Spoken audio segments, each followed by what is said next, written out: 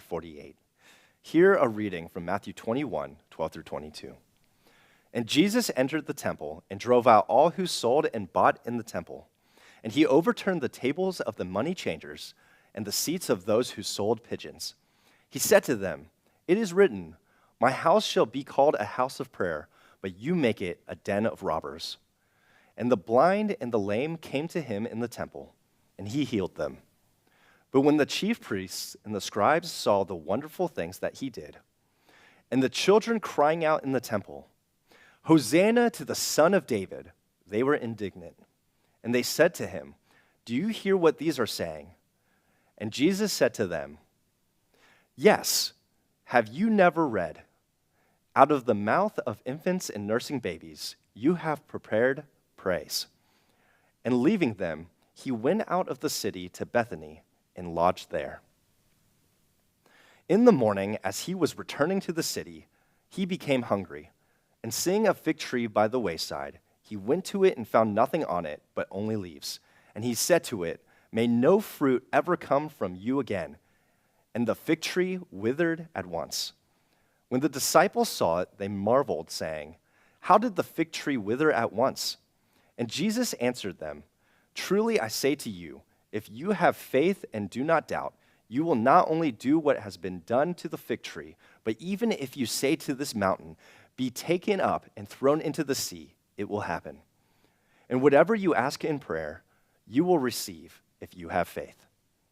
This is how Russ Ramsey describes Holy Monday in his article, Easter Week in Real Time. If Jerusalem was a beehive, with his triumphal entry, Jesus had hit it with a stick. You could hear the buzz grow as the anger within got organized. His kingly arrival was a strong declaration about the authority over all the conventions of man. On Monday, Jesus returns for more, this time to declare the failure of God's people to live up to their covenant mandate to be a blessing to the world. Much of what the Gospels tell us about Monday centers on the theme of Jesus' authority, both over the created world and the right to judge it. Everything Jesus did, he did with authority, so that when he awoke his disciples Monday, saying he wanted to go back into Jerusalem to teach, as risky as it sounded, it wasn't surprising. Everyone sensed something stirring, as if Jesus had rounded a corner and his end was coming fast. He was a marked man. As we journey together through Holy Week, we look forward to Easter Sunday. And as we look forward to Sunday, we also remember the joy of getting to proclaim the good news of the empty tomb with the whole world. That is why every Easter we take up a special offering to go straight to missions. 50% will go to support the work of the North American Mission Board in sharing the good news of Jesus Christ through church planting in the U.S. and Canada, and 50% will go to support the work of the International Mission Board in the sending thousands of missionaries around the world to share the news of Jesus. Check out this video to learn more about these ministries.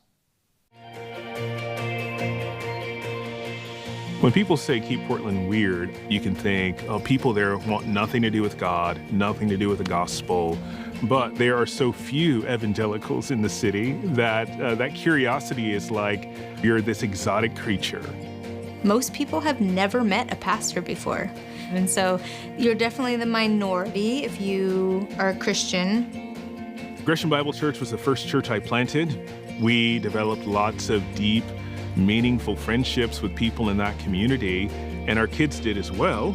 But 3 years ago, the Lord made it clear to us that there were other communities in Portland that needed a new healthy church. This particular area of Northeast Portland is what you might call a church desert. And we were excited to follow the call of God, but worried about how our kids would take the news. Yeah, I was not thrilled that we were moving. Like, one of the big things that we had been praying for when we moved here was that I could find some friends in this neighborhood, and I found a lot, so that's really nice. We put ourselves out there in all kinds of ways with neighbors and with people who heard about this new church getting started, and it is all hands on deck for the Brown family in this church plant. It's been a while since I went to church and just sat and listened instead of doing stuff during it, but it's nice to be able to help. We've got to see people come to faith in Jesus Christ, grow We've seen leaders raised up and missionaries sent out from our church because the need for gospel access in this city is really great. We started this church believing the Lord would provide, and they've got to see, wow, God gave us a building, and God brought people, and sorry, it's gonna make me cry. They get a front row seat, to see the Lord provide, and it's been really awesome. Really awesome.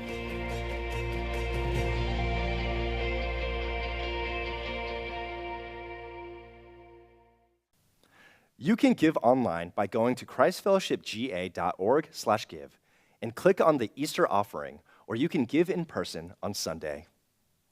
Thank you for reflecting with us on Holy Monday. We'll see you back here tomorrow at noon to reflect on Holy Tuesday.